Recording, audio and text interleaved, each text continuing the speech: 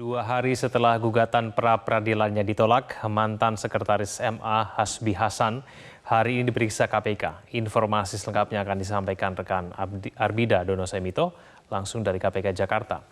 Arbida, bagaimana agenda pemeriksaan Hasbi Hasan pada hari ini? Baik Egan dan juga pemirsa, saat ini saya sedang berada di Gedung Merah Putih KPK, di mana pada pagi hari ini, tepatnya pada pukul 10:25 waktu Indonesia Barat, tersangka Hasbi Hasan ini telah hadir di gedung ini bersama didampingi dengan kuasa hukumnya.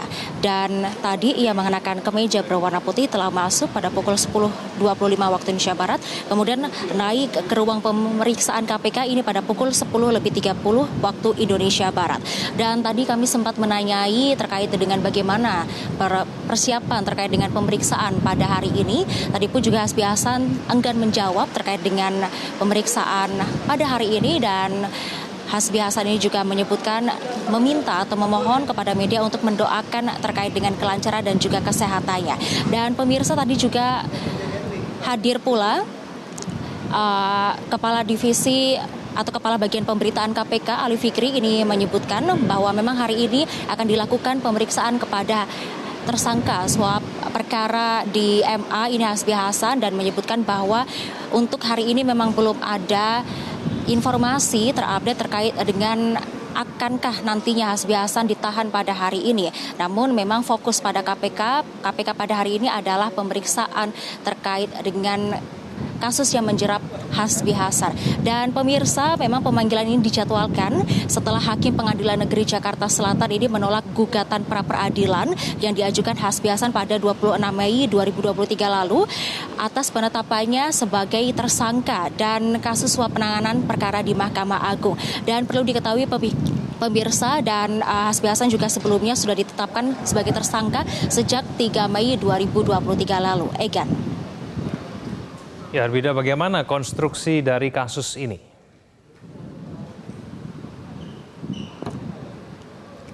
Oke, baik Egan. Memang pemirsa, pengusutan kasus ini memang masih terus bergulir, dan berikut adalah konstruksi kasus ini. Yang pertama adalah pada 3 Mei 2023 lalu, ini pemirsa, Hasbi Hasan ditetapkan sebagai tersangka kasus suap perkara di MA, dan kemudian pada 17 Mei 2023 ini KPK memanggil Hasbi Hasan untuk diperiksa, namun ia mangkir. Kemudian pada tanggal 26 Mei 2023 Hasbi Hasan ini mengajukan gugatan pra-peradilan ke Pengadilan Negeri Jakarta Selatan seusai penetapan tersangkanya. Dan pada tanggal 10 Juli 2023 ini Hakim dari Pengadilan Negeri Jakarta Selatan, yaitu Hakim Tunggal Alimin Ribut, ini menolak gugatan pra-peradilan yang diajukan oleh Hasbi Hasan dan mengatakan bahwa penyidikan kasus dugaan suap dengan tersangka Hasbi ini dinyatakan sah. Kemudian yang kedua adalah terkait dengan peran Hasbi Hasan. Pada perkara suap di Mahkamah Agung ini KPK sudah menetapkan 17 orang tersangka, termasuk tersangka Hasbi Hasan, Sekretaris Mahkamah Agung, dan juga Eks-Komisaris Wijaya Karya Dadan Tri Yudianto. Dan bersama Eks-Komisaris Independen PT Wijaya Karya Beton Dadan Tri Yudianto ini menjadi perantara uang suap sebesar 11,2 miliar rupiah. Dan perlu diketahui pemirsa bahwa Dadan Tri Yudianto ini telah ditahan sejak tanggal 6 Juni lalu, dan peran Dadan di dalam kasus ini adalah diduga menerima aliran dana sebesar 11 miliar rupiah dari pengusaha Herianto Tanaka sebagai suap kepada Hakim Agung.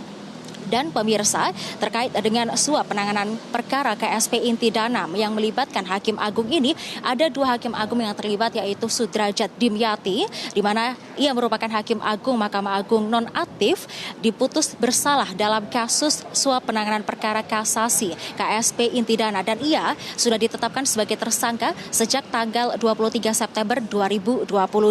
Sudrajat Dimyati kemudian divonis selama 8 tahun penjara. Kemudian ia mengajukan banding atas vonisnya tersebut. Nah, pemirsa, selain itu adalah Ghazal Basaleh di mana masih menjalani persidangannya di Pengadilan Tipikor Bandung. Kemudian pada Selasa 21 Maret 2023 ia ditetapkan sebagai tersangka dengan gratifikasi dan tindak pidana pencucian uang. Namun sebelumnya pada November 2022 ia sudah ditetapkan sebagai tersangka untuk kasus suap perkara di MA. Demikian yang dapat kami sampaikan kepada Anda, Egan dan juga pemirsa. Ketika nanti ada informasi terbaru akan kami sampaikan kepada Anda. Kembali ke studio. Baik, terima kasih atas informasinya Arbida Donosemi itu langsung dari Gedung KPK Jakarta.